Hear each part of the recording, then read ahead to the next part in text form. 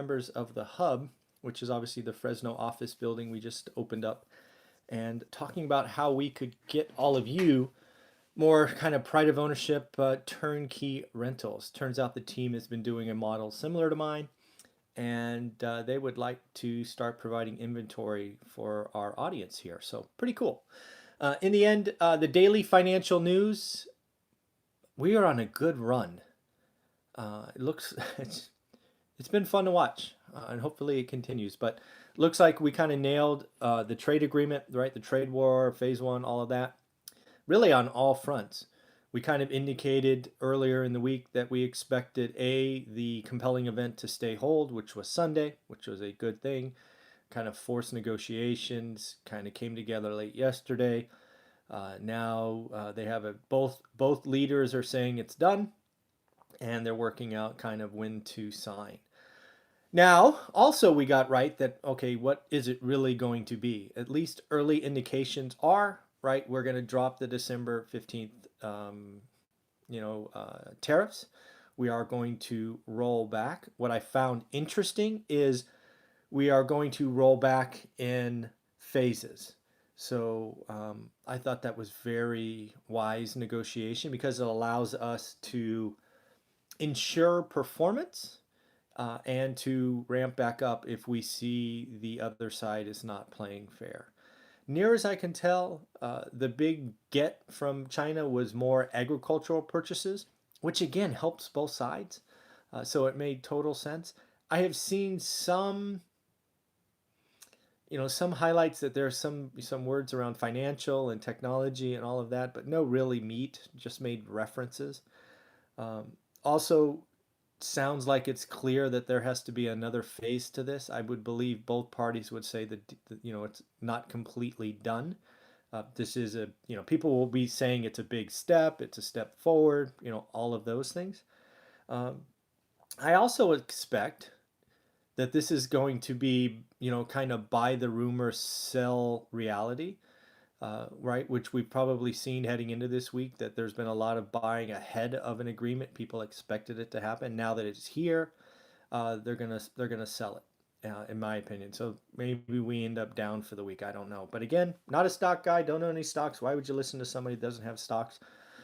I just look every day and kind of try to feel what's going on and share my opinion. So I think that's going on. So it will be interesting. To learn what's really in phase one, right, when the ink is dry, and then when do they start talking about phase two? My guess is they're going to hold off on any real discussions of phase two until next year sometime, and maybe pick it up in February, March, with the goal of getting it done by August or September. I think you can sort of see the compelling event of the election being a big deal, right? It's a natural date, it's there, and you could totally see that happening. Next up, looks like Goldman Sachs, I think it was COO, came out and said that they expect the economy to pick up heading into 2020. They called 2019 kind of the lull, right, where the economy took a break. But now that the Fed is dropped rates 3 times, they say the trade war is going on. Oh, thank you. I'm glad you like these videos. I like putting them together for you, so it's fun for both of us. So I think there's a general feeling that, again, we got this one right, that 2020 does feel like a good year, right? The trade war is going to be out of the headlines, which is good for everyone, right? It makes the consumers feel more confident. We don't hear about this big, mighty China all the time, right? We get the big headlines out of the way. Our farmers, our agriculture gets bought and purchased more, right? Keeps the economy going. Got to help Deere and Caterpillar and just all those infrastructure things. And interest rates are going to stay low, right? The Fed's on hold. I think it's pretty clear. And I really think housing could pick up, which is really a part of our economy that is so far behind what is possible, that 2020 could be a really good year. So that is going to be interesting. And again, it's fun to watch these big titans come out and really say what we're saying on this channel, but the only difference is we're saying them days ahead of time. So that's kind of fun. Next up, I don't know if you saw this, but Brexit is about to become front and center. It looks like Boris Johnson had a huge win in the UK. Um, he basically just cleaned up on the other party, which I forget what they call them. I think it's called Labour. I don't know what it's called. But in the end, it looks like the UK is going to be leaving the European Union. Um, Again, I have very little direct knowledge of Europe, uh, but this is going to be messy. Um, I suspect this is going to have many ups and downs. I suspect it will feel good. There'll be some euphoria in the market because they've been asking to leave for 3.5 years now, right? The first time that the citizens approved Brexit was 3.5 years. Can you believe that? But it looks like it's going to happen. Boris wants it to happen by January 31st. So what's that, like 6 weeks from now? So again, I expect people in and around and investing in the UK to be happy. They're kind of getting what they've wanted for 3.5 years. Um, but I just can't imagine the complexities of pulling out of the EU, kind of spinning up your own, thing. And I think 2020 is going to be messy for that region.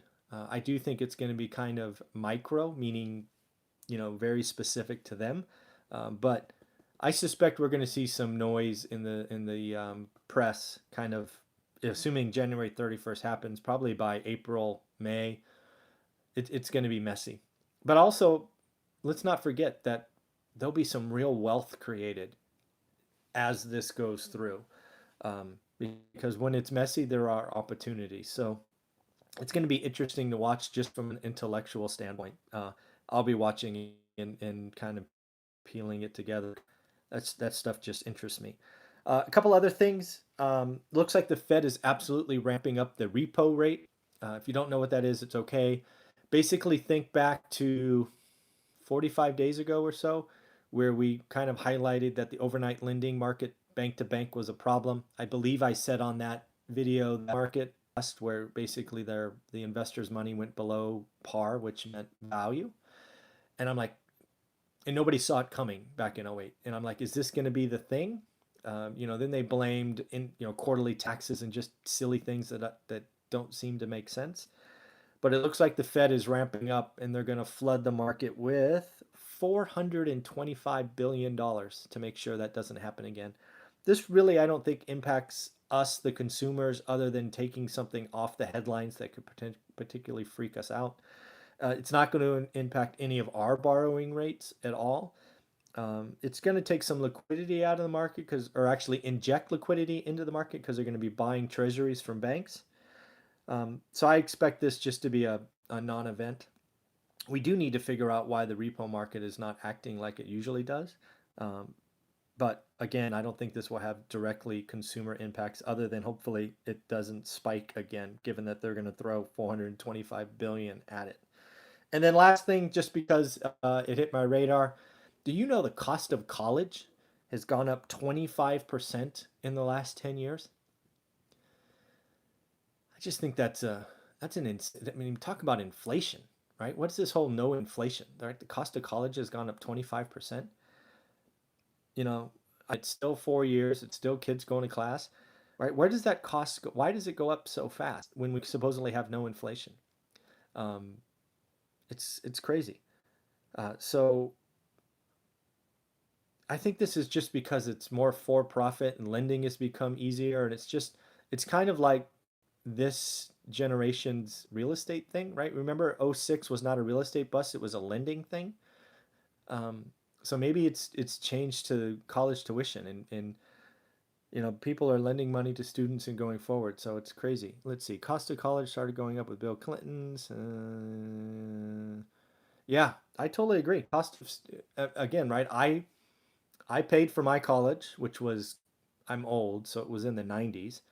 I went to a good school. I only did 2 years because I went to a junior college first, given I had to pay for it. But I think I left with student debt like 40 grand.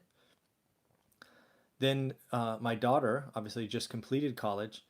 Um, Her tuition would have been over 200 grand, and she got an arts degree. Crazy.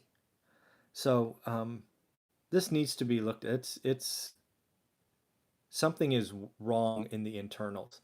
Um, so this definitely needs to be looked at and going forward.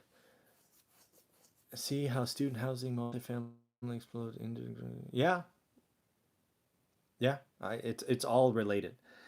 Yeah, so I think we really do need to look at student debt. I think I did an article or a video on Tuesday or Wednesday about there being a talk of just wiping out all student debt, and given that the government already owns 75%, it wouldn't be that big of a hit. But again, I don't like solving yesterday's problems because it just builds back up. We've really got to look at it and see what's going on, because it's one thing to fix existing debt, but if we don't change the system, the balloon would just reinflate in a decade or 15 years, and that's just silly. So again, at the end of the day, I think you call this today a good day, right? I think 2020 is going to be. I mean, it's at least going to be a fine year, and gosh darn it, it could be a good year. So this is fun to do. I look forward to talking to you tomorrow. Have a great day, and thank you for interacting with me today. I like these little bubbles or comments or whatever they're called. Have a great day, everybody. Take care. Bye.